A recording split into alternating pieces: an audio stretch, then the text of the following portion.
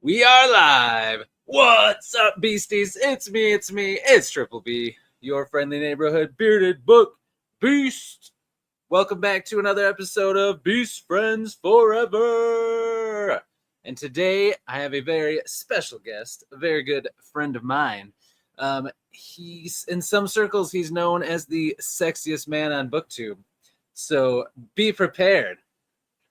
And he doesn't have a hat on today, which I haven't seen for a while. His hair's looking spot on. So without further ado, a great booktuber, a great friend, and soon to be a great debut author that I cannot wait to talk to, and that is my good friend, live from New York. It's Chance Dillon. Dude, what an intro. My God. I don't know. Definitely don't deserve the sexiest man on YouTube with Tom Orange walking around with that mustache. But I am live from New York. That's real. That's true. See, there you go. Wow, what an intro, dude. I like that. I like the backstage. You like that? That's so cool. You just get to hang out and be prepared. And I like to not plan anything until right in that moment. So it's just authentic. Yeah, no, that is truly authentic. That was awesome. Cool, dude. Yeah, thanks for being here, man. I appreciate this. This is going to be fun. I'm looking forward to it. This is one I've been looking forward to. I live for these live chats. I really do. Oh, yeah. I love coming on and talking and hanging out. Heck yeah, I agree. It's a lot of fun. Let's shout out a few people that are already in here. So we've got Mark from Avid Book Junkie. What's up, Mark? Not the end of the week yet, man. Not yet. I wish. It feels like it should be, even though it's only been 2 days. Yeah. Alex. Who are these guys? Alex. I don't know. Who's this? Is Scander? How'd you stumble upon us, Alex? That's the question. Exactly. Yeah. Sam from iSamWise is here. Sam? What's up, man? What up? Ooh, Dark Stars Book Cavern is here. What's up?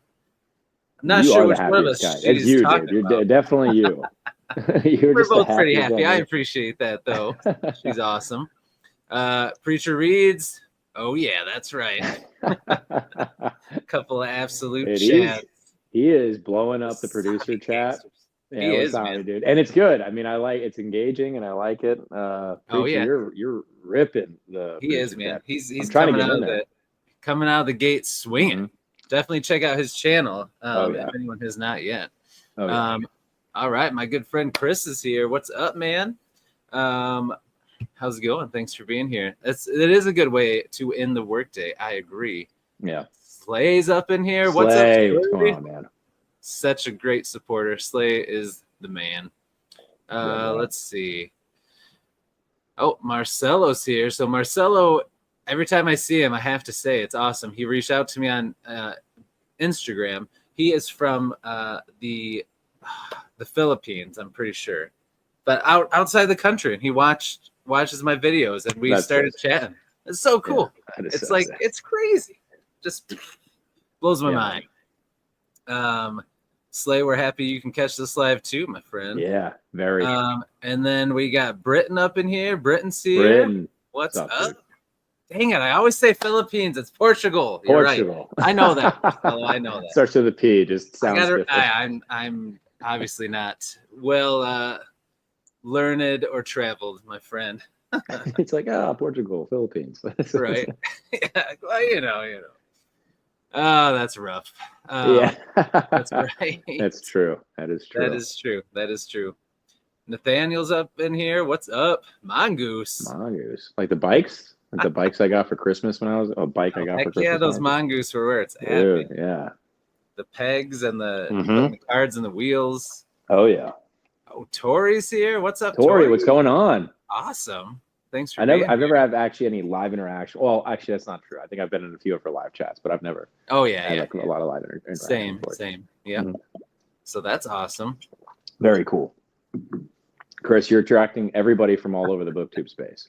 Oh, yeah. I think it's you, man. I think they knew that you were going to be on here. No way. No way. It's probably in one of your GQ magazine things or something. I don't know if I've ever. Let everybody know. Actually, my girlfriend did get me a magazine really quick. Hold on. I'm no gonna way. Go off camera for we'll this. Grab it. But look. No, this has nothing to do with looks. So just check this thing out. I didn't put this up. Dungeons and Dragons magazine.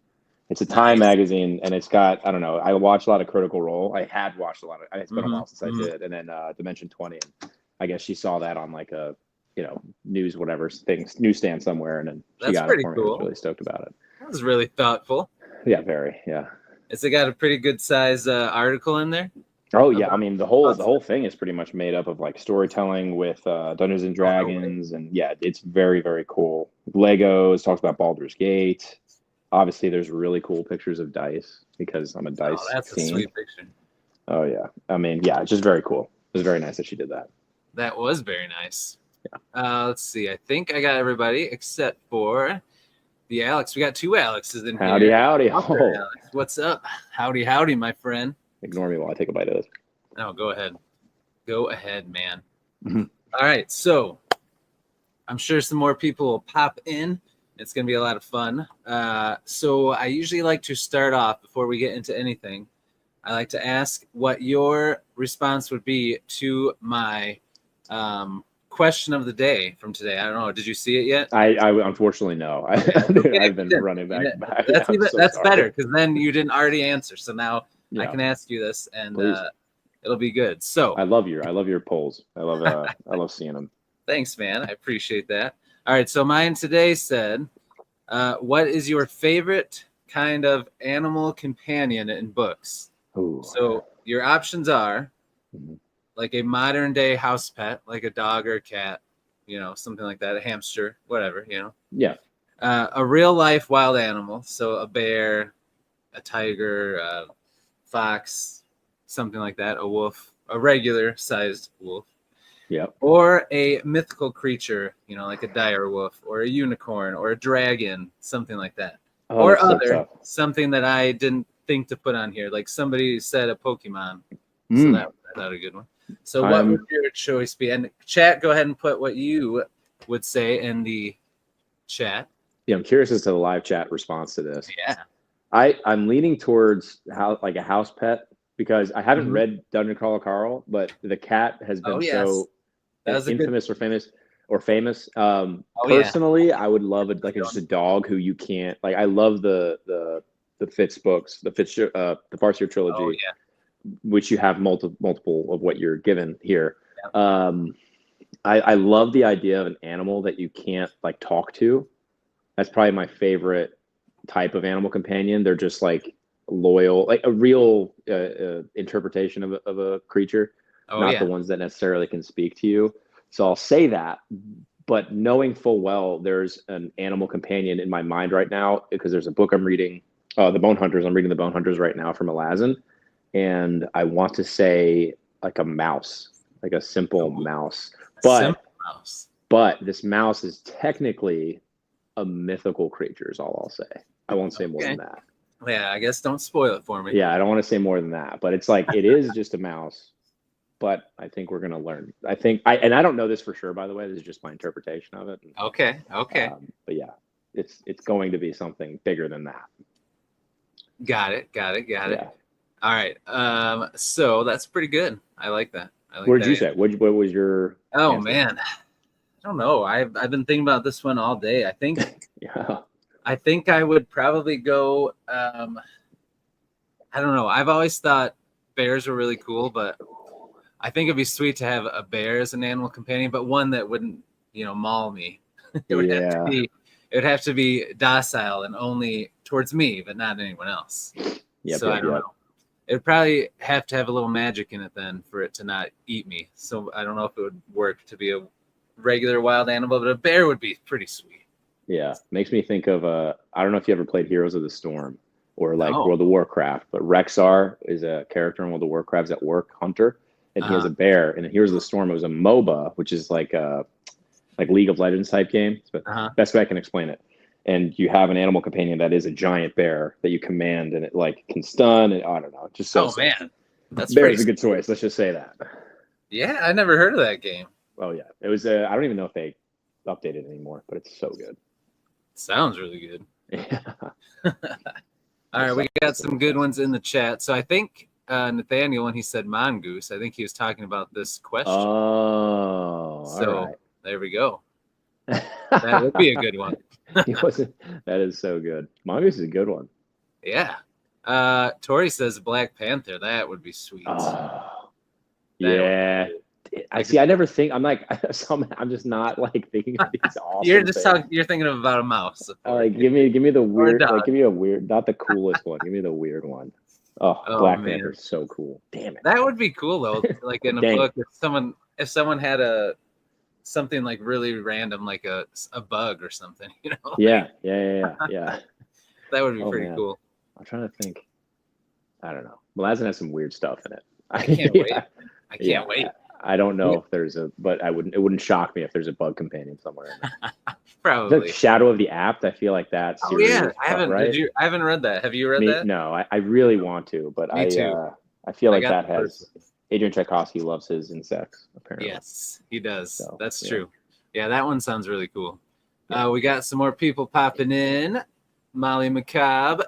Hello. Dark Bloom is here, and a booktuber now. I love that. Check out her channel. I love the Dark Bloom cover. Oh, I know. It's a good one. Yeah, I agree. And Dr. Fantasy popped in. There he is. What's up, man?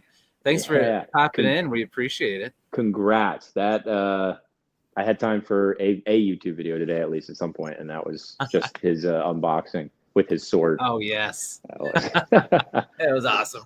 Yeah. I know. I got mine. I haven't opened it yet. I got to record opening it, so I got to make a video of mine. You need a sword. I know. Apparently, well, I mean, I got. Oh, you do have Bookbringer here. Yes, you got Bookbringer. Not as cool as his though. No. One day you're gonna get a life-size Bookbringer. Someday. Yeah. We'll get it for you.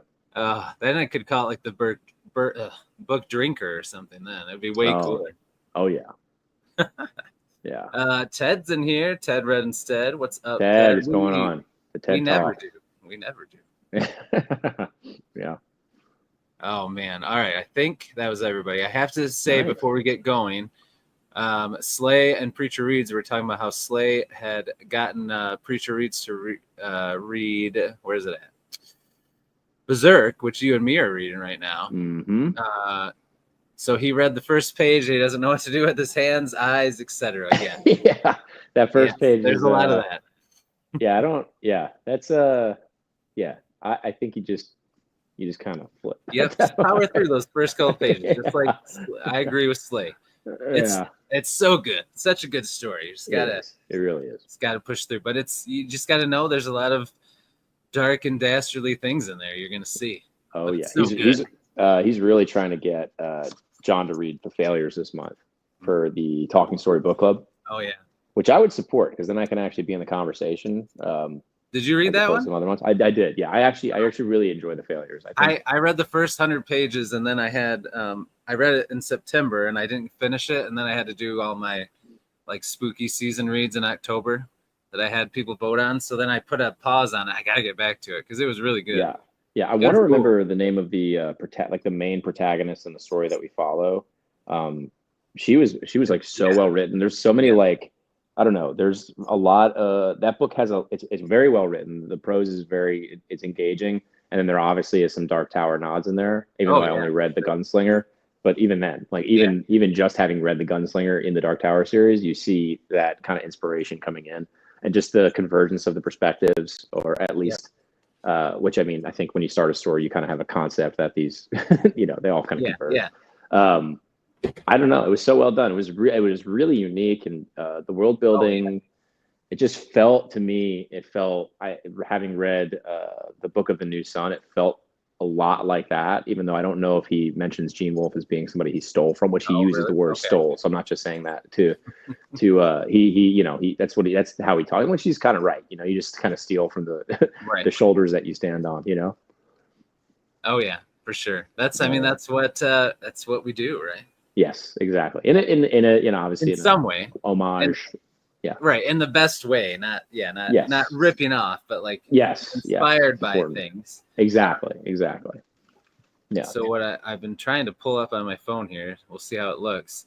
So speaking of inspiring, we're going to talk about this bad boy right here. Look at that. Yeah, that is sick. Who made that, dude? Not me. I don't know. Some cool guy. Sewer back. Look at that. Yeah.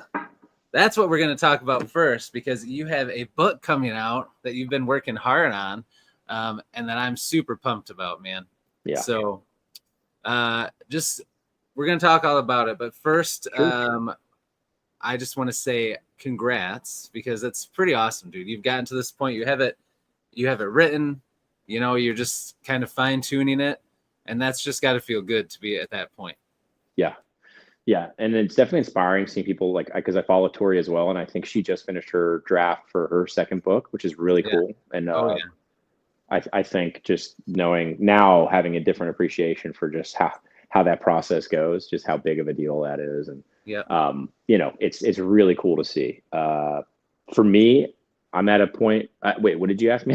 Did you ask I just something? said it's got to feel good, right? Yeah, it feels good. It feels good. It does feel good. And yeah, there's a deep appreciation for the hard work and the process, and it is something you can't rush. Right.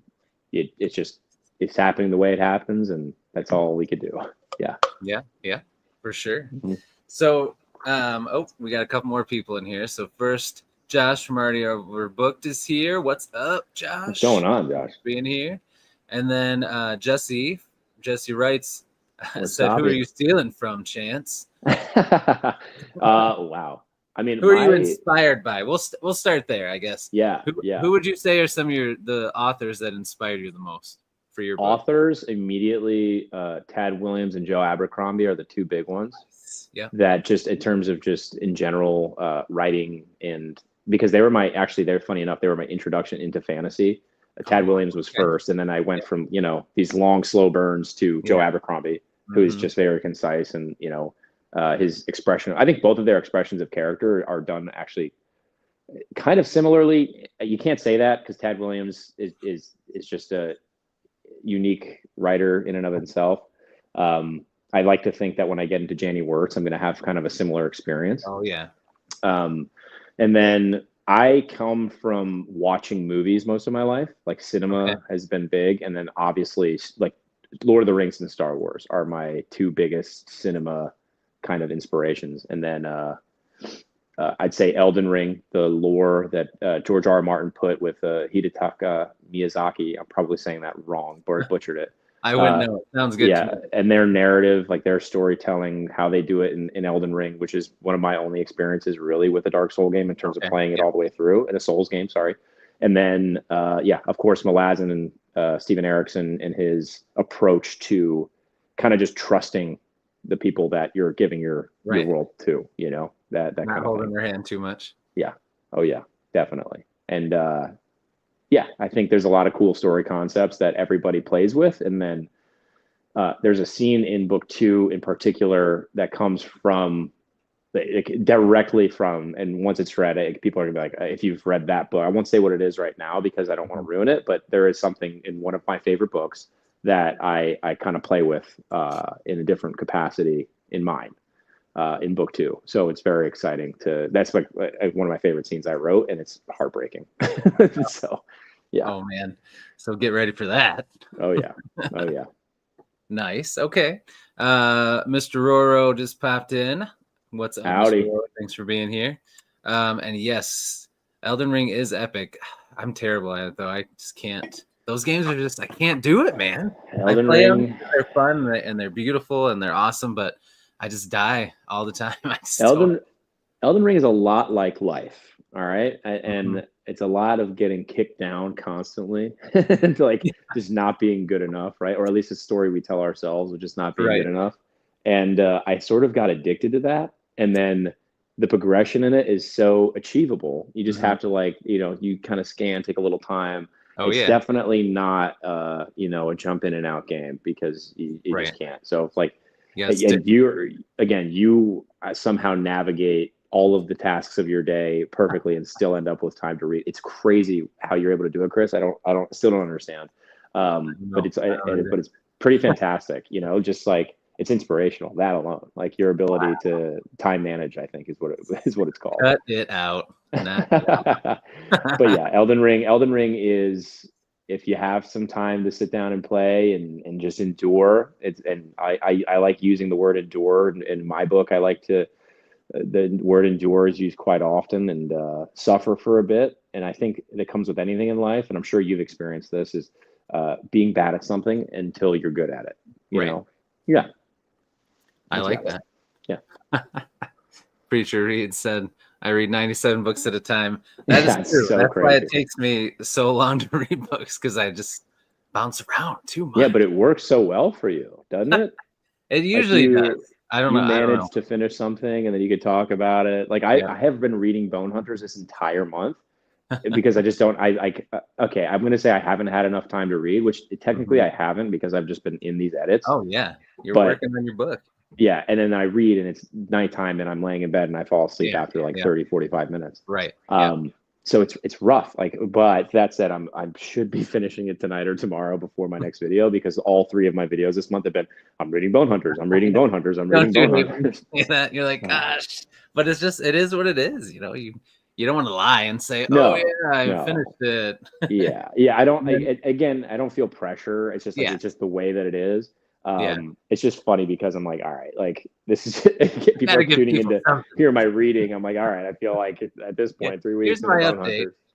I think I read Midnight Tides in like 10 days, which for me is a book that big. I was like, so I kind of expected the same thing this time, and I just didn't get it. And I still have. I think it's the 28th, so I'll be able to finish. I have to start To Ride Hell's Chasm, January's his book. I have to start it before the end of the month to count for my contribution to January. And so I'm going to do that. I have to finish Aleuthian, and then I have to read Discovery by side of Hell's Chasm. Because I mean, how could I not? You know, that's like, yeah. It's good. I read the first. I think it's like a prologue, then the first couple chapters, and it's good, man. It's got a good like eerie, uncomfortable feel hanging over it. It's so good. Nice. I'm really looking forward to it. I like it. Yeah, it's cool. It's outside of what I usually read, so that's why that's one of the reasons why I'm so excited to read it. Oh yeah, it's good to have those mix-ups once in a while. I agree. We had a couple more people. We're popping tonight. So we got Rohan. What's up, man? Come on. Thanks for being here. Rohan, not Rohan. No, I did maybe it is Rohan. I said Rohan. That's a sci-fi story. It's one of those things where I read it and then I say it out loud 2 different ways. I don't know. Yeah, I'm just thinking of Lord. He's awesome. I had to go to Rohan, but yeah. And then Derek is here. What's up, man? Thanks for being here. Derek? All right, so packed house. Yeah, I know. Discovery ruining TBRs. That's how it's going to go. That's how your book's going to be. So let's get back to that. So I want to go way back. Tell me a little bit about when you were younger. Did you always love to write? Did you always want to write a book, or did that start way later? And how long have you been working on this book for? Yeah, no, it started way later for me. My like reading was mostly nonfiction, and I started after I dropped out of college. For me, when I was younger and I would write, I was so focused on I think the focus on craft had me, I was just like, get out of here. Like, I just wanted to tell a good story. Right. And so I know you're a teacher, and this isn't my teacher's fault. I think it's my fault as a bad student. It could be. I will say I did have good literature teachers. Okay. Just like going back and remembering of how they instructed. It felt like the very fact that I was being told to read something and I was being graded on what they wanted me to read. Yeah. I was just like, nah, I'm good. Like, I'll just guess. And so I created stories. Like, what I would do is I would read a little bit, I'd skim here and there in my reports, and then I would come up with what I think the story would be or should be based on knowing the characters' names and like a few details. Yeah. And somehow I'd get passing grades on these reports. And then I dropped out of college. I was like, okay, I have to read. So I read a lot of nonfiction, like Harvard Business Reviews, like things like that. Mm-hmm. And then I picked up fiction. My journey into reading fiction started with Terminal List, the political thriller series by Jack Carr. Because I think it was before I joined the Navy. And so I must have been 24-ish around the time. And that was my first step into fiction, really. When I was younger, we had like the Harry Potter books my mom would read me. Mm-hmm. I had the Lord of the Rings, like an old set of Lord of the Rings books that I would, I'd pick up and like look at. Right. And just never. Yeah, I know. Same with me back in the day. Yeah. Yeah. And so when I decided, after catching up in the Terminal List series, I was like, well, I love fantasy and sci-fi like in cinema. It's my favorite movies. My favorite type of movies and shows to watch are fantasy and sci-fi. There's Same. no competition. It's Yep. all of my favorite things are those things. Right. And so I was like, okay, I really am interested in reading fantasy. And it started with me playing Dungeons and Dragons and writing a little bit in Dungeons and Dragons. I was like, there have got to be stories that are what I'm writing. I was writing a campaign where I had 2 teams of 8, where I had one secret agent inside of each team that we were going to eventually reveal and then swap. And then I handed out cards to see who was what. Everybody kept it. It was cool. That's pretty sick. And I was having start on 2 different continents, the two main continents in my book, actually, that it ended up being. And I had Dungeons and Dragons. I used it as a tool and started coming up with my own rule set. I was writing backstory. I really started with a backstory primarily of Alavis, one of my main characters in the book. And also my mini right here, right there, painted mini dude. Yep. He's always here. And and I started writing his backstory, which of what you read of the prologue, the part 3 of that is the backstory I had for Alavis. That was like kind of what I had. And I took that and I started running with it. And each individual, I was like, okay, well, who's this villain that we're meeting? Like, who is this person? Where does this start? And it kind of just turned into that a writing. I wrote documents upon documents of a rule set for this game that I was playing for Dungeons and Dragons, like my homebrew stuff. And then cultures and lineages and races and classes and things. I was like, I always play a paladin usually when I play like MMOs or things of that nature. So that was always on my mind when I was writing, just in general. And I just love the idea of, I asked myself the question of what happens after Lord of the Rings ends, Return of the King's done, Aragorn's the king, right? And loses everything he worked all that time to get, and maybe necessarily didn't even want, and the only reason he ends up losing these things is because he engaged in that. You know what I mean? And so that what if kind of launched the story. And the main question of, if you have a paragon, aka if you have a hero who is challenged with having to go up against not necessarily evil, not something without, but within now, something bigger. Because I feel like a lot of superheroes you're presented with mostly outside conflict, outside antagonists. So that internal conflict was so intriguing to me to explore. And I think it's just a very human thing in general. And I explore it with each of my characters, and perseverance is very important. And, not every character is good at persevering. So it's very true. And so when it comes to writing, it really spawned from Dungeons and Dragons and typing up, and then my reading inside of fantasy like I said before, started with Tad Williams and his world of Austenard, and just how immersed I became in that world. I became addicted. I was like, I need to write. I also need to write something that I feel as in love with this as I messed that sentence up as I would, for myself. I know what you meant. That was a typo right there. Backspace. Autocorrect. Rewrite. No, I know what you mean, for sure. So 2 things. One, we just had somebody else pop in. What's up? I'm glad you're here, man. Appreciate you making it. But then Chris has a good question here, because when you were talking, I'm like, man, I realized that like we've talked so much, but all we ever talk about is like the present and like books and like stuff like that. I'm like, man, I didn't know that you were in the Navy. Yeah. You decided college wasn't for you. Like, we gotta like start talking about deeper stuff when we chat. We gotta get deeper. Yeah. So let's back it up a little before we keep going on with the book and stuff. Yeah.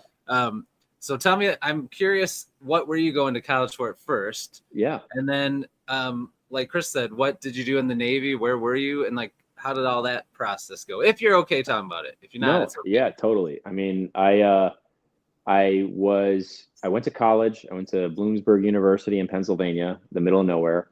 I use a different word for that place, but I won't say it here because it's funny. It's not like super offensive. It's just a funny word. It's a bad word, but it's funny. Well, it's in the middle of nowhere, I'm Pennsylvania. not monetized yet, so if you say a bad word, No. It's all right. I'll keep it PG. You're just. I don't want to bring down the Chris energy. So, yeah. It was. It was an interesting school to go to. I initially went in for business and then swapped over to exercise science. Did like all of my prereqs for that sort of degree. Which Okay. I mean, you see, Jake has taken it to the next level. To the next level for sure. Yeah. And then I dropped out after 2 years, just couldn't afford to keep going because I was 19. My father passed away. I turned 19 2 days later, which is, by the way, July 20th when I'm releasing the book. My father passed away that day. I think it'll be 12 years on this coming summer. So when that happened, it was okay. We just don't have the funds to go to school. Yeah. And at that point we had already taken out loans. I was like, I'm good. Like, I'll just go home and work. Immediately went home back to Jersey and started. I worked a bunch of jobs, a lot of farmers markets, a lot of produce. I was working at Costco. I'd get there at 4 a.m. and then, and then I'd go from there to 40 minutes away to North Jersey to work at a farmers market. And then I'd at night clean gym equipment from 8 to 11. Yeah. So how many hours a week were you working, you think? I don't know. Insane. At that point, probably over 100. Yeah. At that point, you don't count. Nah, not 100. There are people. I mean, luckily, I'll say this. Whenever people, like, of course, it's like a big moment in our lives. I'll say this. It was maybe for a month that I had to do that, and the cleaning of the gym equipment was a few days a week, so it wasn't terrible. Okay. It's I made it work, and then getting into the gym, I got certified as a personal trainer. Started working as a personal trainer. Nice. I had worked as a personal trainer from, I think, 20 years old or the end of my 19th year till 25. And then that's when I joined the Navy. So I didn't go the traditional, join the Navy out of high school. Yeah. And so when I joined the Navy, and I was already working in Manhattan as a trainer, I actually am back where I was working then now, which is great. I have a really good friend who owns this business, and he operates it fantastically. And I'm grateful to have the opportunity to work there again after having left for the Navy. And it was a great opportunity, and I left for something what I thought was more. And I was initially in San Diego. It just was a lot of physical stuff, a lot of physical training. My body didn't hold up, so I chose to not separate myself, but pull myself from the training I was in for the job that I initially wanted. Mm-hmm. And so when that happened, like, I was, I had lost 20 pounds in 2 days. I had broken ribs, COVID. It was a little wacky. I mean, those were at different times. I'll say that. So initially it was broken ribs and COVID. And then, I tried to work through that and rehabbed back. Took a while because I had I just couldn't breathe for the longest time. Yeah, man. It'll do that to you, broken and then, and then I got sick. I can't say with 100% confidence that it was cholera, based on what cholera symptoms are and what happened, and somebody else having tested for cholera at the time. I think there's good odds that that's what it was. That's pretty serious. Yeah, and then I was like, okay, well, obviously, like, you get two goes. I gave myself 2 goes at it, and at that point, I pulled myself. I was like, all right, yeah, this is silly, and somebody's going to get hurt for me. Right. It just didn't make any sense. Yeah. So I started working on a boat, and I worked on, not on the boats. I was on a boat, but I worked on jets. That was I was a line rat, if anybody is familiar with what that is in the Navy. Yeah. So we worked on jets, and then I did that for a little over a year in the Navy, and then I had a torn hip labrum. From some, this is just like, honestly, it was a lot of just like trying to prepare to go back, and then, working under the jets and all this stuff. It kind of just added up, and then I tore my hip labrum. And after dealing with that for a year, I was like, okay, let's get this surgery. That's when I actually picked up Tad Williams, and I was like, okay, let's read, and had my surgery. And then that's when I ended up, after 10 days after my mom left, I actually sat down in the chair and really took it seriously, the writing aspect of the journey. Okay. And then with my Navy job, that was all about, okay, I don't want to be useless in the shack. Mm-hmm. I want to be helpful. So I struck a PS rating. If anybody knows what that is in the Navy, I essentially was a pay specialist. That was my last year in the Navy, was a pay specialist, which a lot of people found, for some reason, I don't know, they found funny, but they did. Mhm. Hey, that sounds Oh, pretty yeah. good. Paid and specialist. That sounds good. The pay was the same. It was yeah, everybody gets Oh paid the shoot! So same. you didn't get paid more for being a specialist? Mm-mm, mm-mm. Oh, A specialist okay. is a loose term for I me. was gonna It's say, the very word. I see where this is going. Yeah. And then I honorably discharged in May of 24, and I got out and came back, and now I'm back to training, luckily, Oh wow, just which in is May great. of 20, so just last May? Yeah, just last May. My Wow. first Okay. videos, I think I was still in the Navy Oh when I was wow. on Okay. Booktube. Yeah. That's wild, man. I didn't realize it was that close. Oh yeah. Just got out in May. That was. I met my mom in Asheville. I flew there, and yeah, that was a fun trip because I was exhausted. But you get to see your mom after a while, and it was fun. Oh yeah, it's awesome for Yeah, sure. yeah. Yeah. Very cool, man. All right. Well, those are all things I did not know. So I'm glad that I asked. Now Well, I now know. you got to tell me. Now you got to tell the world your story, Chris. I Oh just man, I don't. All right, I'll tell you a couple things that I give us thought a of couple things. from your Give us a story in a couple things. minute. Yeah. So, but we got to say hi to the stash of fantasy. Has There popped he in, is. Mr. Tom Orange. We were just talking about you at the top of the show. Go back and rewind to when he talks about the sexiest man on BookTube. Oh yeah, that's true. That's true. Yeah. Well played. Well played. Yeah, he literally is Superman. I comment Oh yeah, that his he is, man. video. He is Yeah, he literally is Superman. for sure. And Mhm. then the rock star of the bookish world, Grimfell, is here. What's Oh, up, howdy, Grimfell? howdy. And thanks, man. I appreciate that. So from what you said, a couple things that I connect with what you said. So I mean, your dad died pretty young for you. You were 19. My mom died. I was 25, so I was a little older. I was into my 20s, but still, Yeah, it's a hard that's thing. yeah, yeah. It's a tough thing when you're a young man and you lose a parent like that. So I definitely get how that can change the trajectory of your life for sure. Yeah. So I'm Yeah. glad to see that you're doing well and you're, you came through the other side because that's tough. That's a lifelong thing you got to deal with. Yeah. That happened when I was 25 and I'm 41 now, and it still sucks sometimes. Yep. It is what it is. Not something that ever goes away. No. I mean, I don't want to get somber, but in general, I describe it as a kind of, you have a piece of yourself that is, it's gone, and then that's your new normal. And Yeah. there's no replacing it. And it's gone, and your new normal is that. And I think I'm going to talk about. I'll refer to myself as well, but I think you specifically, what you put out into the world, and what I also try to put out into the world is in honor of the impact that our parents have on us, and 100%. especially the ones that we lose. Yeah, I agree. Yep, for sure. So all that to say, now that we're friends, we're gonna be lifelong friends. You're gonna come across things that are gonna be tough. For me, I know it was tough. Luckily, my mom made it until I had my first kid.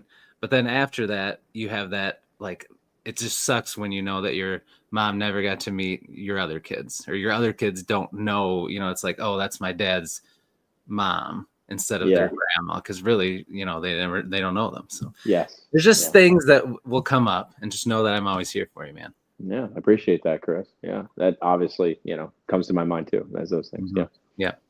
So to get away from the bummer stuff. So then, so I went to college to be a nurse out of high school, and I was a nurse for like 12 years. But oh, wow. So the only reason I did that was because at that time, when I got out of school, there wasn't a teacher shortage. And people were moving like out west, like Arizona was a big spot for teachers then, or like down south. But it wasn't a big need for teachers. So I didn't want to move because I was, right out of high school. So I wanted to help people. So I got into nursing. That went great. I met my wife through nursing. So, it was all worth it. But I actually didn't like nursing. The only part of nursing I liked was for a long time, I worked at a group home for special needs adults, and I loved just teaching them skills and working with people, and, doing a lot of training with nurse aides and things like that. Yeah. So, but I hated doing like vitals and shots and Yeah. all that kind of stuff. I'm like, I don't really like being a nurse. I think I like the teaching part better. So then when teaching became a shortage, my kids were all born, and at least through like the toddler phase, my wife had gotten her bachelor's, and I was like, all right, you know what? I'm going back. So I went back to online school, got my teaching degree. I went to like a accelerated program. So I just like stayed up late every night, got the kids in bed, was up to like 2 or 3 in the morning, and I got my bachelor's in like there we go. a year and a half. Just wow. It's all blur. It's all blur. Wow. Yeah. So then, and then once I got in teaching, I went back and got my master's through the same thing, but I didn't have to rush as much for that. So now, yeah, I'm teaching and loving it, but you know, the dream is still to be a writer, just like you want to be someday. That would be the dream, to be able to do this and write, and that be what we do. That would be pretty sweet. Reading and writing is what I always say. I mean, I do love training, so it'd be hard. I think I'm pretty locked in there. Oh yeah. I feel like I would probably still do something in the education field. Yeah. I think like look at Sanderson, dude. You just you do that, you manage it. Or I don't know. He's kind of also a superhuman, but you seem to have those time management skills. So for sure. I wouldn't be concerned. How about so with your writing? I feel like I don't know if I've asked this, but reiterate where when you were younger, the stories that really I think I remember the answer to this. I'm asking for the sake of this stream. What were the primary inspirations for you when you were young, and then also as you got older and started working? Because I know you had another superhero series. We don't need to talk. We'll talk about the superhero series. Maybe someday I'll bring that back, but I don't know. I just always loved reading from the time I was young, and then I think the first fantasy book that really got me into reading like longer and more grown-up stuff was when I was in elementary school. I read Redwall. That's the one. That was the one that really got me in. But I always loved TV and stuff too. Like I loved Star Wars and Lord of the Rings, and I loved superhero stuff and comics and all that. So I think a lot of that was what got me to want to read or write. And I just remember always writing like stuff, even in grade school. You know, it's all terrible now when you look back at it, but just writing and drawing. I loved to draw when I was a kid.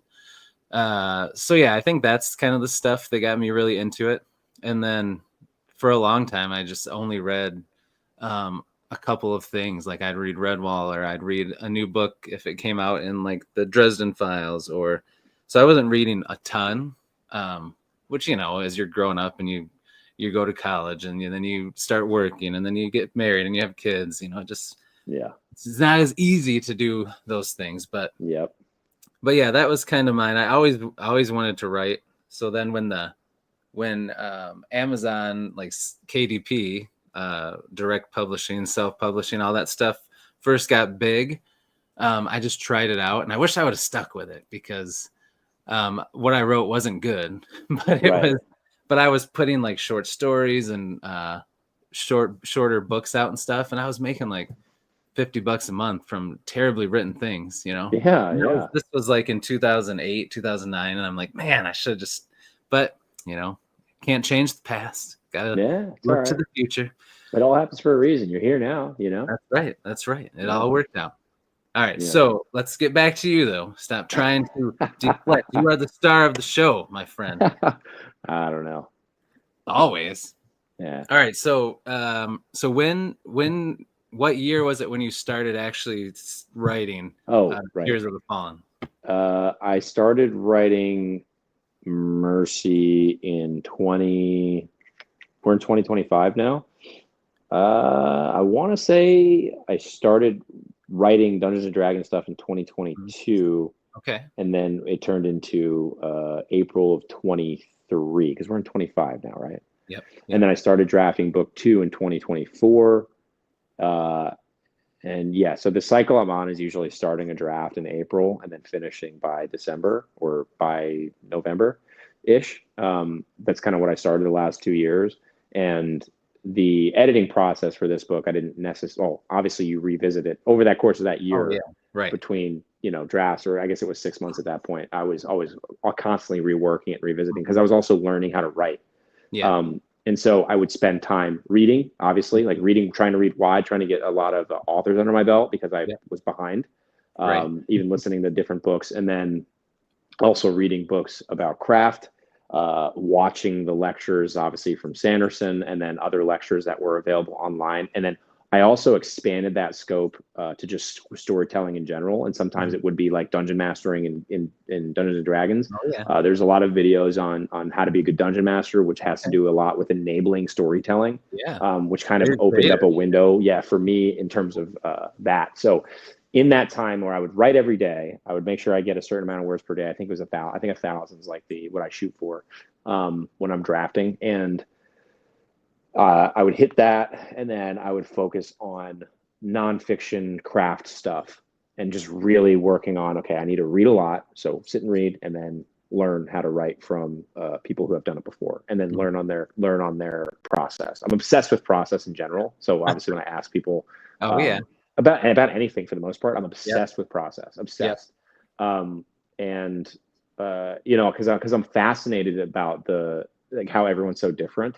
You hear some similarities between how people work. And nobody's exactly the same, right? Exactly. Everybody has something a little different that they do, and I'm also obsessed with trying to see what works for me, and then if I do like it or if I don't like it, I can usually weed it out pretty fast. It took. I know that I went on a rant here, but I started April 2023. I think is when I had my surgery. In the beginning of April of 2023, my mom was with me for about 10 days. I've told this story before, where I had a girlfriend at the time. It had been like, we had dated for a few years. We broke up when I got in the military, and then there was a two-year period there where it was just like a super unhealthy relationship. And then I decided to end it. And then in that moment of my mom had gone, we were on FaceTime. I hung up. I was sitting in the chair downstairs in my apartment in Lemoore, California, which if anybody I don't know if anybody knows what that is. It's in the middle of nowhere, which there's nothing wrong with that, but I think I needed that in my life at that time. But I was sitting there, and my roommates were on deployment. I had my brace on, and I crutched towards the stairs. You shuffle up the stairs when you have hip surgery. And then I sat my butt in the chair, my legs out long, and I just started, working. In that moment of immense loneliness, I was able to kind of channel all of that energy into after having worked through the backstory of my character, into my writing, and then just took it from there. Just didn't stop. That's awesome, man. Yeah, you wrote that a lot quicker than I thought. Like, that was pretty good. You were dedicated, like focused. That's good. Yeah. I think my average, I usually try to not draft for more than 6 months. Okay. And I say usually now because I've done it with 2 books. Yeah. I think 6 months for me, and I'm like, all right, if I go a little over, it's okay. If I'm a little under, it's okay. Yeah. Because my first book, the first draft, I think ended around 210 or 220. Okay. And that was like a 6-month period. So there were obviously days where, there are days where you do 500 words, and there's days where you do 5,000, or there's days where you do 10,000, Yeah. So, but for the most part, I tried to get about 1,000 in during the week. And then if I got that, I was pretty satisfied. And so drafting phase is about 6 months. And then I do, again, I haven't dove back into my, after my first draft of book 2, which I'm about to in February, after I hand this off for the copy editor. Nice. But I'll probably, now that I have the process down for that, and also having experience with a developmental editor and craft and understanding what fits, what doesn't fit into a story. I'm going back into this second draft of book 2 with that behind me. And so I'm establishing my process. The first book was a lot of just learning how to write. Just like how to put 2 sentences together into a story. And then figure the rest out later, and how to make sure perspective is clear. How to get in your characters' heads and figure that out. And so this second book, I think, I'm actually curious to see how this goes, because having all this editing behind me from book 1, I think is going to benefit me a lot. And so I'm curious. I'll update you on what the process looks like for me there. But So, well, first I want to say that's awesome. I feel like a lot of people that that we talk to that are writing their first book, they're trying to figure things out, and sometimes that can make them hesitate to keep pushing forward, or it can make things take a really long time. And I feel like you are doing such a good job, like trying things out, making mistakes, fixing those mistakes, trying something different, but you just keep pushing forward. And I feel like that's going to pay off so huge for you, man. So kudos to you. That's actually very inspiring to someone who's trying to do the same thing.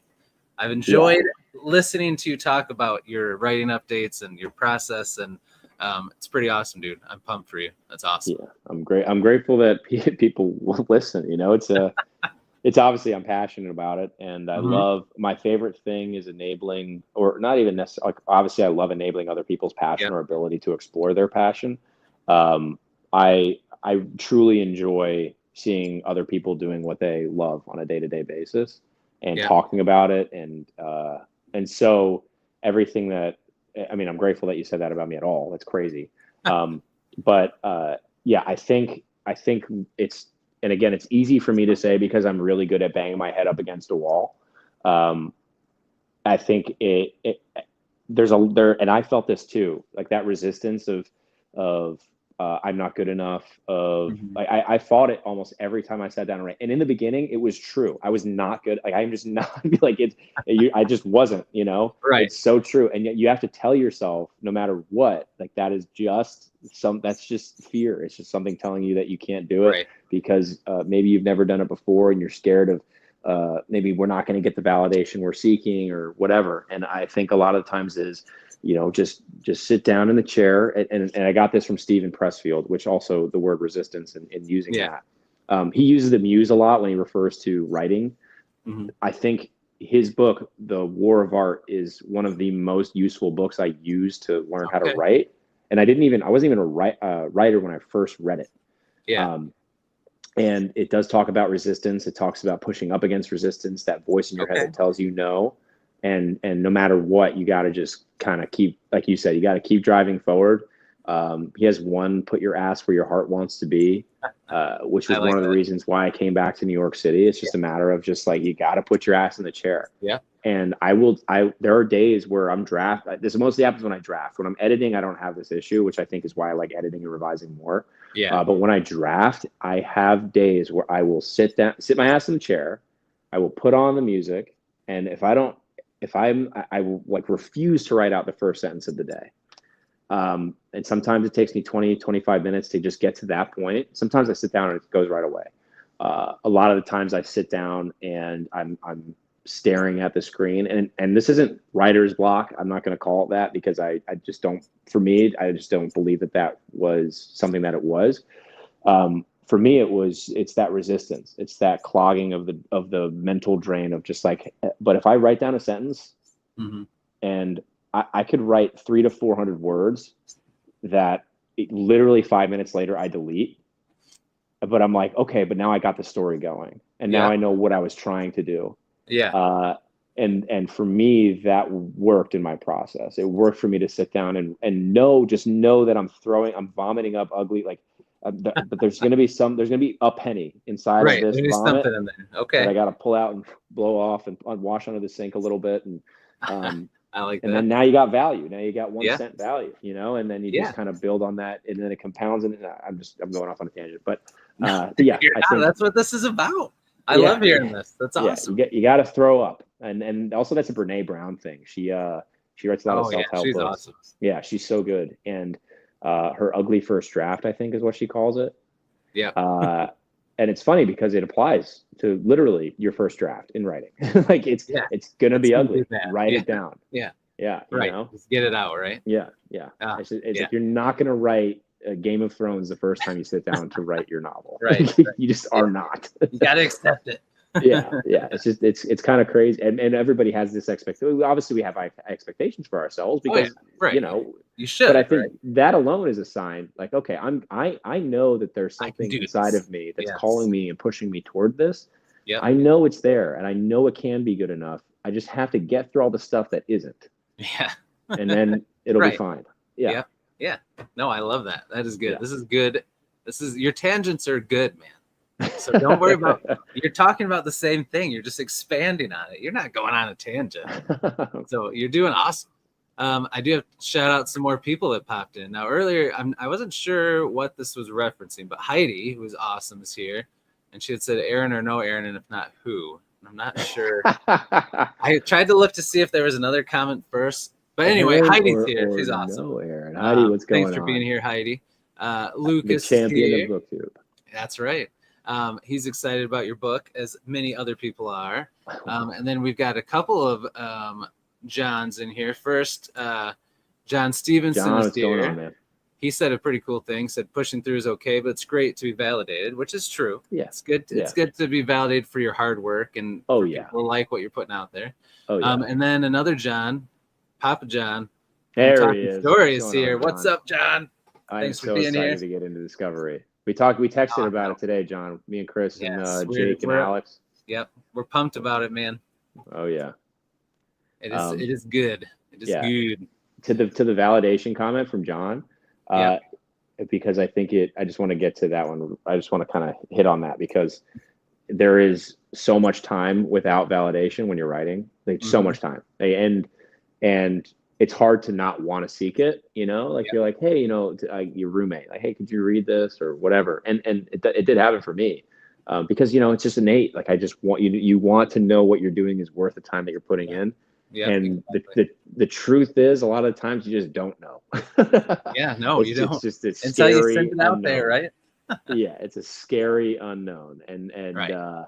It is great to obviously hear what you're doing is impacting, and having what your feedback was to me, and Slay's feedback to me, and but again, a bunch of other like alpha/beta readers that read my stuff and gave me feedback, and in that, obviously, there's things that was constructive and critical, but it needs to be, and that's what you're looking for. But there obviously the validation that like what you're working on is there are parts of it that are connecting with somebody, or like physically bringing tears to somebody's eyes. That to me was hearing that was really cool, and you just don't know. You're like, am I the only one? Am I a little crazy because I'm like getting emotional as I'm reading what I'm putting down on paper? Yeah. It's weird, it's a weird experience. Yeah. Pretty awesome one though. yeah, definitely. I'm very excited to Discovery, by the way. Oh yeah, me too. So you had a question here. It's July, right? Yeah, July 20th. July 20th. The day 12 year. It'll be 12 years from my dad's passing. Now I'm the day. That's awesome, man. So it's the date of your dad's passing. Yes. Yeah. That's cool. There's definitely intention behind that. You know, which is why I was so dead set on it. Yeah. And I know how risky it is to be like, hey, this is my release day, and I'm moving. I just started developmentally editing with Dave, but luckily Dave turns around a book in 6 days. So it was like, all right, well, that's pretty awesome, man. That is quick. Yeah, Dave is incredible. Sure. And I was talking to Christopher Rocchio at MarsCon, and he was saying how, sometimes in the industry, that's not the norm. The norm can be months. Oh, yeah. Sounds like it takes forever sometimes. Yeah. So you got a keeper for sure, man. Oh, yeah. I already said, hey, June, July comes around, I'm going to probably throw you a book too, Yeah, heck yeah. Timothy Wolf is here. What's up? What's going late, on? my friend. Hey, that's all right. I love that you're here. Ooh, sorry. Whoa, hey, easy there. Yeah, sorry about that. This is Mountain Valley water. I was going to say, it probably doesn't look like water if someone just popped in. Yeah. I'm always drinking these, and I'm like, dang, I know it looks like a bottle of gin. Or, It's like, this guy's the classic artist, huh? He just drinks all the time. Classic artist. Oh, and Timothy Wolf is from New York, too. But he's a Giants fan. Oh. So... We had both had. But both years. of you have had struggles. I would argue that ours was worse because the expectations were set much higher. That's true. Yeah, nobody thought the Giants would be good this year. That's true. This was the hardest year of being a Jet fan that I think I've had. Yeah, pretty rough. And you had one of the most fantastic years as a Lions fan. Obviously, till the end. Till the end. I mean, but it was awesome. It's a good squad. You guys were going up against. Oh yeah, they're all so young. All the players, they and their coach is awesome. So it's gonna be a fun ride. And we got your DC, and we are stoked about it. He's Aaron Glenn's awesome. the I'm man. pumped. He's got a lot of swag. I think it's gonna be good. Yeah, I'm really happy about Aaron. Yeah, that's a good good. pickup. Maybe that's what Heidi was talking about, Aaron or Aaron. That's what I thought maybe, but I'm like, I don't know if she's a Jets fan. I know she watches college football and stuff. So maybe. Okay, maybe. Yeah, maybe that's what she was asking. I am wearing a Jets shirt. Maybe. Aaron Glenn or Aaron, I don't know the other Aaron would be. But. Yeah. Maybe because it is for sure that they hired him, right? Yes. Yeah, he's hired. Yeah. He did his introductory press conference. Yeah, that's what I thought. Because there's talk of him maybe trying to sway some Lions free agents to come your way, so. And some of your coaching staff assistants. As well. Yeah. So, which would be cool. I really like Aaron Glenn. So yeah. If you guys get probably the other Aaron Rodgers. Oh, if they get rid of him, I might become a Jets fan. Heidi was doing a deep cut to the New York Jets. That's crazy. That's true. I'm hoping that Aaron Glenn said, and we won't talk about football for too long. No, we can cut it. Because I know a lot of you don't care. But I hope that Aaron Glenn went in there and said, "I'll take this job, but it's my team, not his." Yeah. Oh, so I think he not did. He whatever he says doesn't go. What I say goes. Like I'm hoping I think he already has. Put down. Yeah. He already has. Yeah, he's been pretty clear, which I like. And I do like Aaron Rodgers, but I think he had a very subpar year. Yeah, for sure. Yeah. All right. So, two things. One, before we keep going on, it has been an hour already. It seems like it's been 5 minutes. That's wild. So I can still go for a little bit. But I want to make sure that I'm respecting your time. So if do you need to go, or are you good for a while? We can go for whatever. How much time you got? Okay. I wish we could go longer, but I have to. My wife's working, so I do have to make my kids dinner. Yeah, but we're fine for a while still. Yeah. We usually eat a later dinner on the night. You're gonna go in the kitchen. They're gonna have like their shirts ripped and tied around their heads, faces painted. Pretty much. It's way too quiet upstairs. I don't know. It's Taco Tuesday. Nice. So they're excited. That's fantastic. Oh my gosh. All right. So before I switch gears, because I want to talk a little bit about how getting into Booktube started for you. Yeah. Before we do that, I like to do something to break it up.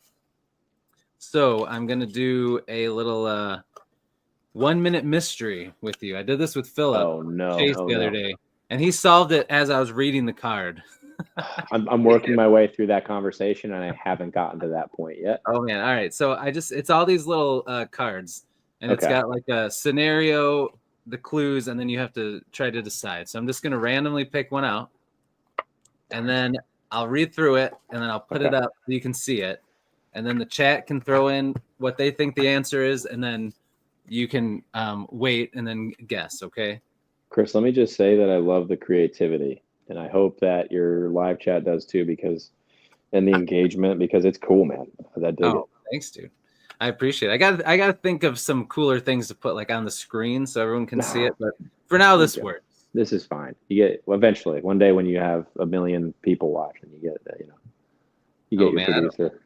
This one makes me a little. I'm not going to do that one. That one makes me a little uncomfortable. When we're backstage again, I'll tell you why I didn't do that one. All right. Okay, this one's better. This one's better. All right, so this is the case. All right, everybody listen. All right, here we go. Listen. The case. Sue is driving outside in an open space. Okay. Her speed is over 100 miles per hour. Okay. There are people standing all around her, remarking on her fast driving. She isn't concerned that she will hit anyone, and no one is concerned about being run over, although some are standing within a few feet of her. So where is Sue, and why aren't people worried about being hit? She's driving? It says in an open space? Okay, so here's the clues. It breaks it down again for you. So the clues. If Sue were to hit anyone, the impact could kill or seriously injure the person. Although her driving is fast, Sue would say that she's taking her time. When Sue drives, she actually ends up walking. This one's really confusing. Phillips was way easier. Right. The people watching are not in her direct path. Sue is participating in a competition, but she's not at a racetrack. Oh wow, that was where I think I know. All right, I'm gonna put it up. Yeah, let's see this. Oh yeah, it is what I thought. Hold on. Where? Oh, not to the screen. I got to put it up to the camera. Oh, All right. okay, there we So go. there's your. Oh, Gosh, I'm why not. can I Yeah, not hold there's things no way. straight? There we go. No, that's good. That's good. Okay. All right. If Sue were to hit anyone, the impact would kill or seriously injure the person. Although her driving is fast, she would say that she's taking her time. So When Sue the key to these is usually like thinking of other uses of the word. So think about drives, driving. and she's going 100 miles per hour driving. What? And when She's she does move, walking. she's walking. She is a world record Olympic speed walker. That's a good guess. Is that Uh, what you're gonna? Are you going with it? no, I can't. I maybe I should, for the sake of brevity, All right. say that. Do you want me to give you a hint? Yeah, give me a hint. Give me a hint. All right. You want a lifeline? Nobody's giving you a lifeline in the chat. I No think one's giving me a everyone was. lifeline in the chat. Everybody is I'll try to as read through these confused and as I only am. get ones that aren't weird like this. No, no, no. You're good. You're good. This is good. This is challenging. What's the lifeline? Give it to me. Okay. Well, so there's one person that put something in here. John said she's playing golf. No. Oh. I So mean, I'll you let you could think about that and not on decide. a racetrack. Drives. Yeah, she's playing golf. There you So go. yeah, it is. All It right, is. all right. He got it. He I is. I can't believe I didn't put that together. I know I didn't. I actually for a second I thought maybe it was like I actually had a student once who was really into like race car driving, like NASCAR and stuff. But he would do these tournaments. You remember at the arcade those things where you Yes. would like use they had the gas and the brake and the Yep, yep, steering yep, wheel. yep. They They still like do. they would give them this stuff to connect to their computer at home, and they would do like races with all these people around the world at the same time, like a real. But he was just doing it on his console or whatever. Oh wow. So That's so like I sick. thought maybe that's what she was doing, but then I'm like, wait, it's talking about walking. So Yeah. all right, that was a rough That's a one. good I should have gotten that. That one was That's kind of not tough. that's a All tough one. That right. John aced it. Yeah, He drives 100 did. miles per Nice hour. work. Nice work. And That's pretty crazy. I think he was gonna get it here. Yeah, Your yeah, yeah, friend here yeah. was gonna get it. You were gonna get it, Yeah. man, because you were like on the right track thinking sport. Right there. Good. Wow. So good work, guys. All right. So, tell me a little bit about when you found BookTube, and then when you decided you were just gonna do your thing and start it Yeah. up. I found BookTube with, obviously everybody finds it with Mike's book reviews, you know. I found it with him and Matt's fantasy book reviews. I think there were two of the first ones I saw. And it was Mike looking at A Memory, Sorrow, and Thorn, and I was doing that. I was looking up top 10 lists because I didn't know where to start. And Mhm. Memory, Sorrow, and Thorn started. It appealed to me, like the covers, and I think I had already bought them. And so I was like, okay, let me look into this and then see where it is on people's top tens Yeah. lists. Mhm. Um, and so yeah, I got into BookTube, like the community in there, and I started finding a bunch of other shit like Murphy, Oh yeah. Yep. yeah, Murphy Napier. Yeah. Also, her book reviews, her book talking, and then there's this other one I never talk about when I'm doing these. By the way, back Mhm. to writing. Timothy Hickson at Oh. Hello Future Me. He Oh yeah. has I've a heard of that whole one. series on writing and world building, and he has That's books cool. on it Okay. as well. All his video series of that, there's like I think 80 or something videos. Okay. They're Oh all wow. super. I like binge Okay. watched all of those. They're long, but they're so useful if you're a writer. Hello Future Me, by the way, for Yeah. anybody out there who ends up watching this. Timothy Hickson, he has a bunch of books as well. Yep. But yeah, so that kind of got me like him talking about writing and world building got me thinking about and Brandon Sanderson like weekly update or Mhm. whatever, like just talking about and communicating with readers, and then also knowing George R. R. Martin and Patrick Rothfuss didn't finish their series. Yeah. I feel like if there was a weekly communication with their readership, it wouldn't Oh be yeah. like this. You know what I mean? Exactly. Um, That's true. so for me, like it really started. I was watching the show Fallout, and then also I had, by the way, John from Mhm. Talking Story and Jacob, and seeing the father-son dynamic Oh there. yeah. And then So obviously you ended up doing it as well. You end up having that similar yeah. dynamic Yeah. every once in a while.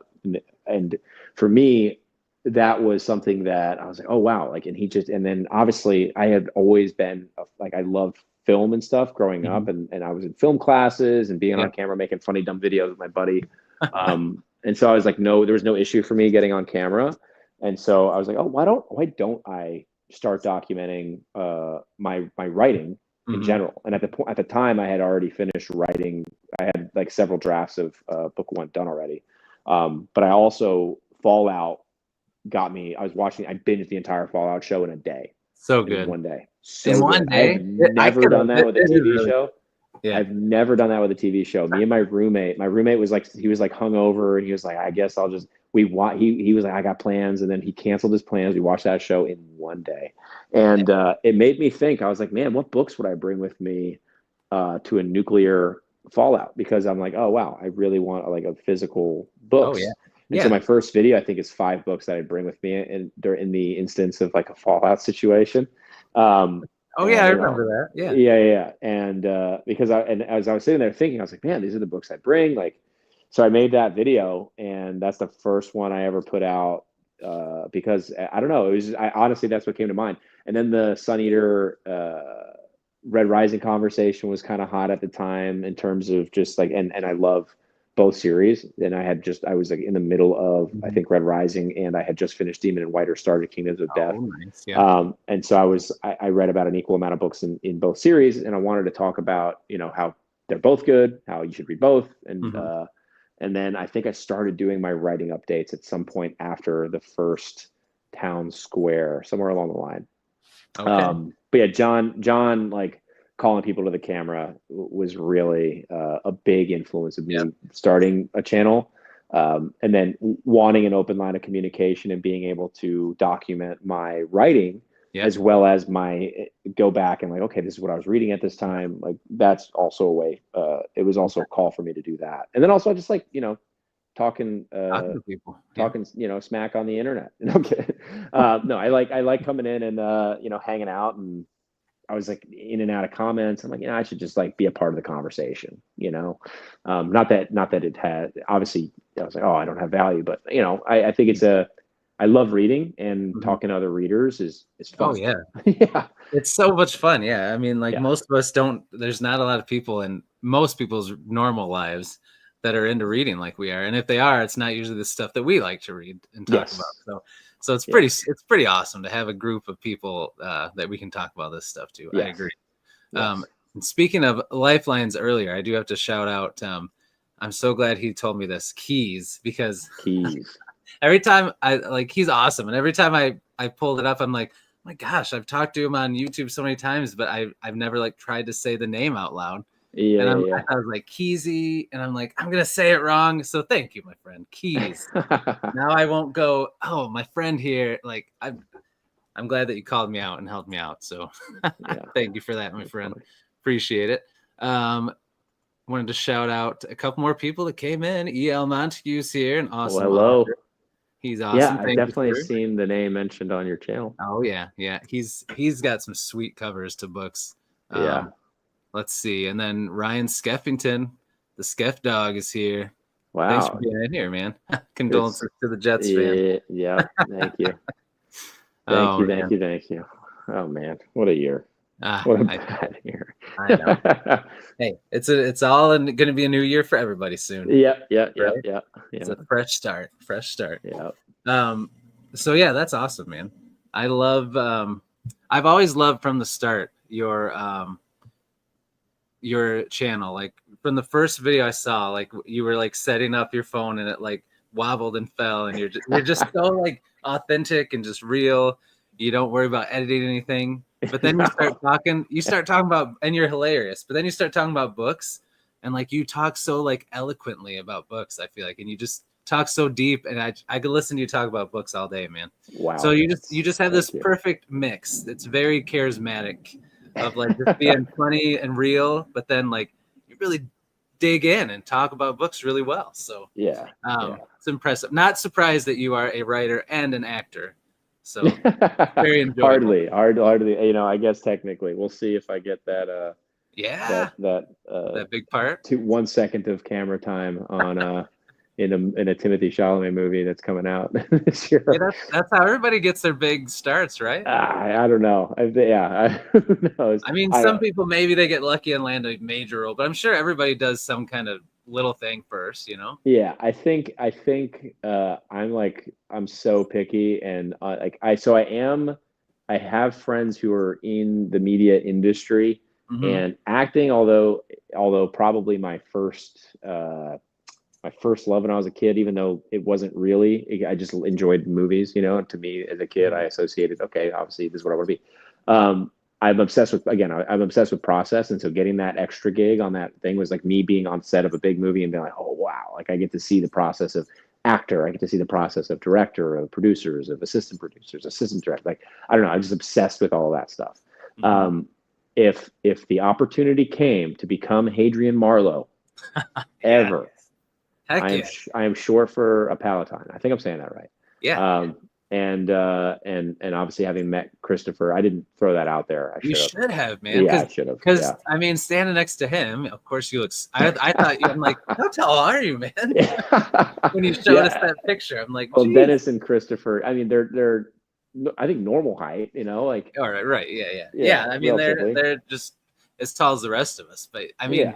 I'd say you're pretty tall enough. And with cinema, right, they could make you look even taller. Exactly. That's the secret, you know? But no, I think that would be that's like a dream of mine. Like I'm just reading Sun Eater. I'm like, oh my God. Dude. If I could play like a Ragnar Lothbrok or Thomas Shelby type Hadrian Marlowe, or just like, you know, that like, and that's the only thing I ever do. The only, like, that would be a dream. Oh, man. If you did that, that would not be the only thing you ever did, because you would skyrocket, man. I don't know if I'd want work after that. I would just, that'd be it. And I'm yeah, like that's, I just don't even remember it as Hadrian. That's it. Yeah. I don't want to, I'm not as good as Cillian Murphy or Travis Fimmel. So I don't know if I have the, man. But being that'd be cool. I am working on another writing project for I think I could talk about it. It's a short run crime podcast, and I'm doing like a 1950s type genre thing for a buddy, and he's a producer, and he so I'm writing like a 20-minute podcast episode, like story, like a crime thriller thing. I don't know how much I could say, but I have ideas already, and so I'm gonna probably. Awesome. I might have to go between that and Booktube because it was a soft deadline of March 1st. So this month, I think I'm going to try and put that together on a weekend or something. Cool, man. So at 50s, is that going to be kind of like pulpy noir type stuff? Yeah, I think. Or just set in that time period. It's set in that time period. Okay. I don't know how much I can say, but again, you don't say anything else. I don't want you to get in trouble. I haven't signed anything. You know what I mean? Like, so I feel like I can say a lot. Yeah, that's true. That's true. I have a few ideas. I could talk about it with you offline, but yeah, it's gonna be fun. You know, it's a fun little writing thing for me to do, just to kind of flex my chops a little bit and try something different out of my comfort zone. Yeah. And thrillers in general was something that I love. Yeah. And with political thrillers, with I don't have any of the books out here, but Terminal List, and so that sort of pacing, I think I'm in love with and fascinated by. So now, have you read? Have you ever read the Orphan X books by Greg Hurwitz? No, but you love them, huh? I do, and you got to read them, man. I love the political thrillers too, and all those. But like, what I love about this is it's like that, but it's got roots. Like he's in one city. He's built like a fake life, but then he's like a vigilante on the side, helping people, different people every book. But then there's a bigger overarching story going on. But because he's in the same place, instead of traveling around all the time, he's got like friends and found family that he's trying to protect that don't know his secret, and that makes it even better, you know? Yeah. Because I feel like that's the one thing that's missing. Like I love those kinds of books, like Terminal. Well, Terminal List had a little bit of that, had a little bit of roots in it, obviously, but But yeah, I think you'd like it. It's pretty sweet. Okay, noted. You have to check it out eventually. Yeah, I will. I think. Jack Carr announced a prequel book for the main character in the Terminal List series, where he's doing the character's father in the 60s. That's pretty it's going to be, I think it's going to be pretty awesome. I read the first 2 books in that. I got to read more. The second one's my favorite. I think it's 6 or 7. The 7th one is very James Bondy. My only complaint with the genre as a whole is I mean the tension of the character's life for the most part. We kind of know, like, you kind of know they're gonna live. For the most part, it's like, they're continuing. So I like that he's going back in time and he's giving James Reese a little bit of a break. But he definitely is doing the kind of American James Bond thing well. I'll give him that. Yeah, for sure. I love it. So Derek wanted to know, how'd you like the Terminalist adaptation? Loved it. Loved it. I watched it like 2 or 3 times through. I think it's so good. It was pretty faithful, I feel like. They didn't change much, which was pretty cool. Yeah, and I was like watching it as it was airing, and I'm like, did they change? I was like, did they change some things? Because it felt the first 2 or 3 or the first 2 episodes, I think, you kind of like, is something wrong? Like, is something's not clicking? You know what I mean? Yeah. Like, you know what I'm talking about, the scene where he's like, no, you're lying, and then I don't know, like that threw me off. I'm like, oh wow, I don't know. They kept the tension pretty high for people who even read the books. So I thought that was pretty cool. I agree. Yeah, it was good. I thought it was really good. Yeah. All right. So speaking of an author playing in a sandbox in the world they created, let's talk about your future plans a little bit. So you got book 1 coming out in July. Yeah. You're working on book 2. So like, what's your writing plans beyond that? This is probably going to be a trilogy. It's so the whole objective with this series is to have 4 main books in this like world to get. I don't want to say too much, but there's 4 main books in the series, and there's the arcs and the payoff. It's like in my head, it's already like I'm going to fulfill these promises because I don't want to read a story where these promises aren't fulfilled. The first 2 books act as a single arc in the story, which will come out to about like 3 total word count for the 2 books will be around roughly 360 or something like that, in that range.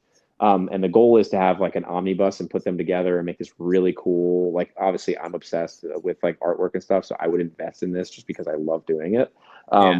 For a single Mercy book to make up the first one, the first 2 books, and then I don't want to give the title away for the books 3 and 4, but there are some aspects of general fantasy that I don't really explore in the first 2 books. That I would like to, grand scale fantasy wise, relating to, how much can I say? The dragons are mentioned in the first book. I'll say that. All right. The world that you see in books 1 and 2 doesn't necessarily, may or may not have them. Who knows? You got to read to find out. July 20th. But the second book kind of closes out a whole story that's introduced in the first book. And so they act as one story, similar to how Lord of the Rings was written as one big book. Like, that's how I'm treating books 1 and 2, and the books 3 and 4 are going to be treated the same way. So in actuality, it is a duology. And the goal is obviously, I want 2 side-by-side omnibus editions on my shelf one day. Like really cool hardcover omnibus editions of books 1, 2, and 3 and 4. I love it. That's really what I want, and I have it planned out in my head over the course of the next several years. But the goal is book 2. I want in the hands of my edit of Dave before the summer or in the middle of the summer, and I'm going to be working on the book cover for book 2 in the summer, and then I will come out with a release date for that after book 1 releases. The goal is for it to be a year. I want to have book 2 out before a year goes by with book 1 being released. And then I'm starting the draft for book 3 in April. That is like I was mentioning before, like I've kind of set up this process. So the goal is to have book 3 done and drafted by November-ish, by the middle of November. And then really focus on getting book 2, all the while trying to make sure that book 1's getting the attention it needs. And but book 2 will be my focus after book 3's draft is complete. And then I'll repeat the cycle. It'll be like 2 or 3 months of, the hope is the editing, like I will have the book 2 in the hand of an editor of Dave sooner than I did this initial time through. So that way the release time frame will be where I want it to be before a year. So book 2, I'm hoping to have out before July of 2026. The goal initially was February. I was like, 6 months, but I'm like, I don't want to say that because even though I just did, because I just want to make sure. This is me figuring out the process right now for book 1 and me debuting. So I just don't know yet because I'm trying to figure out how long everything takes to turn around. Yeah. And I'm not up against time with like, I'm getting book blurbs, and I don't want to put names out there because if I don't get one because they hate the book, it's like, oh, and people know.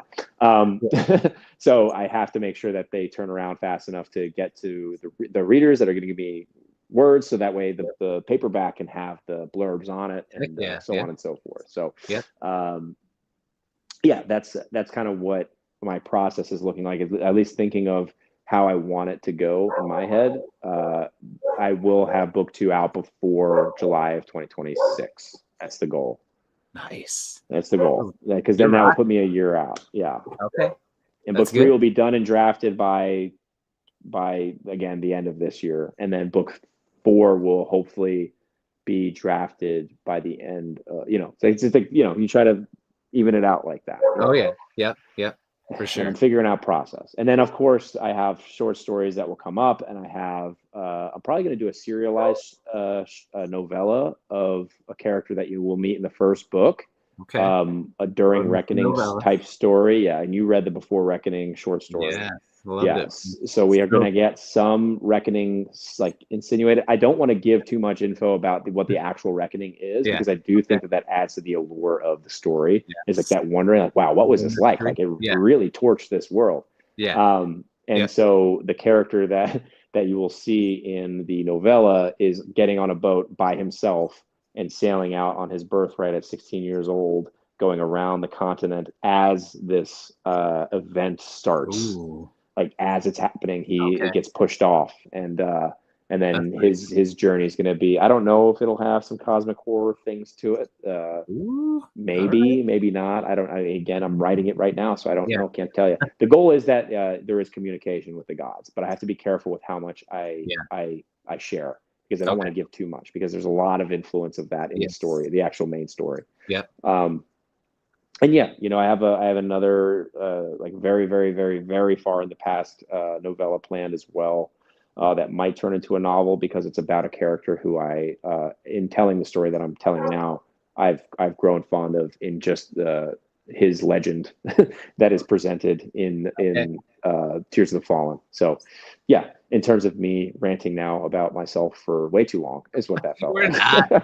Good. That's what I wanted to know. I wanted to know all your plans and what you had in the works. I didn't know if you were gonna switch gears to something totally different, or if you were gonna stay in this world for a long time. So that's awesome, man. Yeah, no, I'm good. This world is something I want to explore, and then also enabling. The goal obviously was, I really want to create a TTRPG with this in the future, like a Dungeons and Dragons type thing. And I have a whole rule set and plan out for it, but I just need a team for that, and I just don't have that yet. So right now I'm just building the world, and then I'll worry about having that. And then I would love for people to be able to tell their own stories after the world's been presented. Because I think it'd be really cool, to have like adventures made by other writers, and you have obviously like a team at that point, professional art team, and people. I don't know. That's something I would aspire to do in the future, simply because it's where it started. Like, its roots are that. And therefore, I would love to. And a lot of the storytelling elements I have in my book are purposefully written to enable others to tell their own aspects and own their own stories, and kind of leave some windows open for people to kind of look through and explore on their own. And also at the same time, you're seeing through the character's eyes, and there's history, and there's lore, and there's things that have happened, and other things. I don't want to say too much, because I'm at risk of Mercy. So Mercy, technically, the title of the book series is Mercy. Yep, I love that. And it is a nomenclature for a supposed place, right? And so that's all I'll say, because there are different views as to what that is, and that's all.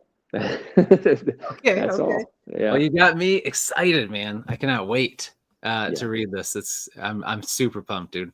Want to shout out a couple things in the chat real quick. First, Keys, thanks for being here. Appreciate it, man. Have a good night to you as well. And that's awesome that Keys wants to read your book. That support, man. Feeling the Very love. Grateful. Very grateful. And then Ryan Skeffington said, hearing these plans, start calling you Chance Sanderson. I know, yeah, Sanders is coming out with a TTRPG. He did that. I was like, darn it. No, but then again, I'm like, not darn it, because he's creating a flight line for us to walk down. Yeah, you know? And there you go. See, I'm grateful that he's doing that. Yeah, exactly. But it would have been cool if you were the first one. Yeah, exactly. But with the Forgotten Realms, it's kind of like, you kind of aren't. I mean, the tabletop RPGs exist everywhere, so technically no. Yeah. But yeah. But hey, you could be the first indie author to do it. That would be pretty incredible if that were the case. That's what's going to happen. That'd be pretty insane. Like, that's another thing for me to consider with the release of book 2 is like just financially, like it is an investment, and I'm happy I'm paying what I'm paying because I want to make sure the right people. I want to make sure it goes through the process that it goes through. I want to make sure that it's treated with the care that I think it needs. I know not everybody does that or can do that. Right. But with the ability to do that, I'm making sure that it's done well, and it is like my biggest toy.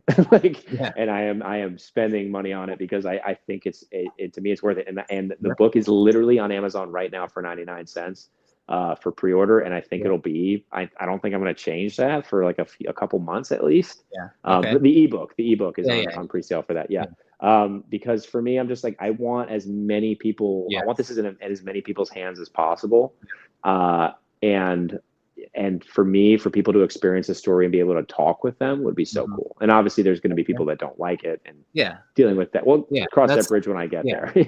That's part of the process, right? You got to take the good with it. But I'm 110% sure the good is going to outweigh the bad, man. And I can tell that already just from your short story. It was awesome. So the book, I can't wait. Yeah, I'm excited. I am excited. I am so grateful that you took time to read. Man. I mean, the sample I sent you is a true story. Sent it to me. Yeah. Super grateful. I'm excited for more. And then half of the Forbes brothers, who have a book series I would really want to check out, a zombies series that's set in the 80s. That sounds pretty awesome. Oh yeah. Joshua Forbes said, sounds like a lot of time goes into the planning phase. Zero. It is. For me, no.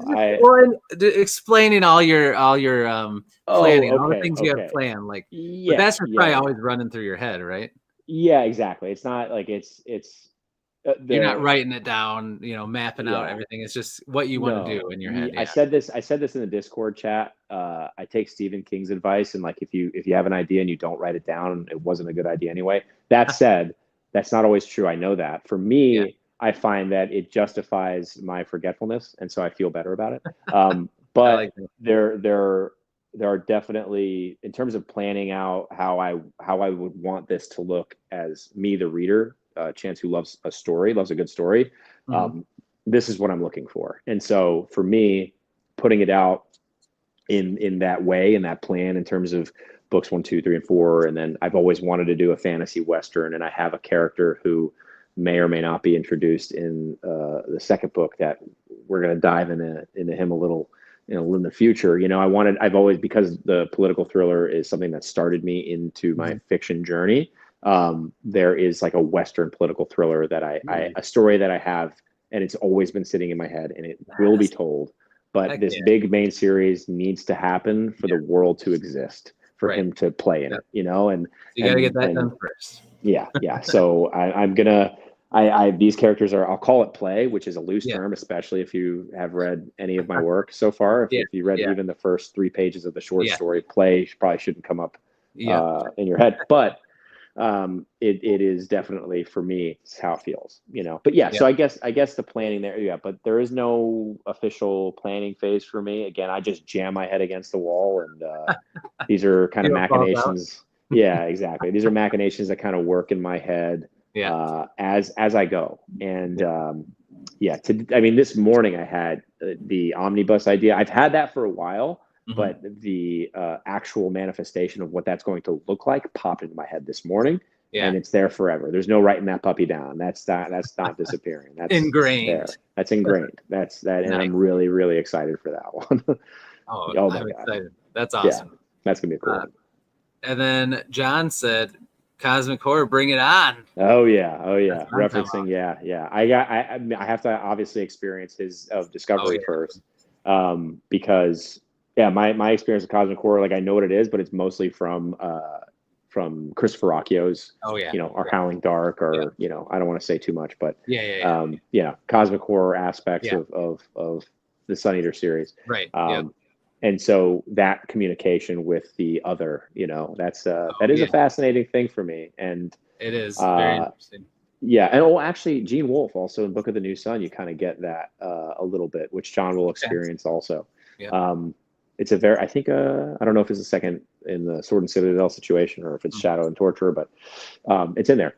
Oh yeah, Cosmic Horrors, it's good everywhere. To know. I love a little Cosmic Horror. I'm excited. And then I did want to tell you that Slay said to hit him up when you develop your TTRPG. Yeah, and he's very creative, absolute dude. Slay's got the me and Dennis, by the way, Slay, we're talking about like your a little bit of just like your stuff when we were at MarsCon, in terms of the stuff that you shared, and man, I mean, you have some really fascinating world building, and that is something that I will, Slay, reach out to you for when the time comes, because I do want to put a team together and like the Avengers of tabletop RPG, and it'd be really cool to have you a part of that. So I'll keep you in mind. And then I wanted to show you that Tom agreed that the short story was good. Yeah, awesome. I'm grateful. And then his cover, I decided that when there is an anthology for my short stories, I'm going to ask him for the rights to that cover that he drew when he referenced it in his video, to be printed into either the front or the back of the book somewhere. It won't be the official cover, but it will be there. That would be awesome. In the anthology, it will be there. In all its glory, because it is absolutely forever. Yes. Yeah. That would be awesome. I like that idea. Yeah, I haven't asked him yet, so this is his first. If he's still here listening, this is his first time hearing it. That's the request, Tom. So Tom, that's the official request. If you're not hearing this right now, I'll bring it up later. Don't worry. Don't you worry. If I'm talking to myself, you will hear this request. that will be inside of my anthology when that time comes. That's right. Yeah, if he so chooses. Yes, I think he will. Yeah. Short story ideas. I'm kind of. I have to work through a little more, but they kind of just come as they come. Yeah, just kind of. I feel like that's a great, I don't even know, like a medium to just explore stuff and try things out with writing. Right? 'Cause nobody's expecting that to be like perfectly polished and everything like the novel. So you can really just kind of have fun and see what sticks. Exactly. Yeah. So that's cool. That's awesome. All right, man. So I could talk to you all night, but. Now it's after Taco 7. Tuesday. Taco Tuesday. Oh yeah, Taco Tuesday. But we'll have to do this again, maybe like on a Saturday or something, where we can just talk. Yeah, man. For however long people decide to stay around. Yeah, we're gonna do some Red Company chats in general. We got some Red Company coming up. Some hangouts coming up. I think it'll be fun to just hang out and chat. Well, the Berserk chat, Tom, and I think I got Britton on it as well. Yeah. By the way, I just added that. I think I added Andrew from Andrew's Wizard. Oh, right. Okay, sweet. Okay, good. I was gonna say you should add Andrew. Just keep growing. Like that's good. Awesome. I mean, it's a fascinating story. He's like right around where we are. Britton, I think, is reading what we're reading right now. So it'll be a great conversation to have all of us kind of speaking on it. Yeah, it'll be cool. I know. I should say yes. We do love the Red Company. We're gonna get those Red Company chats, man. This was a good point by EL. I suppose that is true. They do have a higher bar because you have less time to deliver a very good story. Yeah, that is true. Yeah. But you can't. I don't know. And I don't know. I haven't written anything yet. So what am I talking about? You have. Yeah. Well, those were not edited. Great. I think the need in a short. Well, actually, you got to go. Taco Tuesday. We'll talk about it later. Talk about it later date. I know. We will. We will. So, everybody in the chat, thank you so much. Oh, and Alex, we don't know yet. Me and Chance are almost where we need to be, and once we are, then we'll decide when it's going to be. I'm on volume 18 right now on Berserk. Yep, I'm on 19. Boom. Yeah, so I'm a little behind you now. See, now after Alex spoiled everything for you, you're like never again. I don't ever again. I gotta get through it quick. Yeah. All right. So everybody in the chat, thank you so much for being here. I appreciate it. You guys were awesome. Chance, thank you, Super my friend. grateful. This Thank was you a for lot of having fun. me. Yeah. I speak for anytime. everybody, Chris. You're one of the most positive influences in the booktube space. You're If not too the most, you know it. You're too kind. Get out of here. Right, Chris. Well, you guys make it easy. There's just so many awesome people in this community. So, anyway, so in the description after this, it's not in there yet, but I'll put in the pre-order link so that if anyone wants to pre-order that, so that it's ready to rock and roll into their device on July 20th, the release date. That'll be in there. Of course, I'll link Chance's channel too if you haven't followed him yet, which you should because he's awesome, as you can see tonight. And yeah, that's it. So everybody have a great night. And I will be back on Thursday night. I'm going to have Adam Bassett on, who is the author of Digital Extremities and beautiful cover. Animus Paradox, which has another cool cover, but it's not out yet, so I don't have that to hold up. But I'm going to have him on Thursday, so that'll be a lot of fun. Hope to see you guys then. Chance, we'll chat soon. Yeah. And yeah, until I see everybody in the next one, as I always say, devour your TBRs, be brave, be beautiful to one another, and be beastly. We'll see you guys. Have a good night. So long.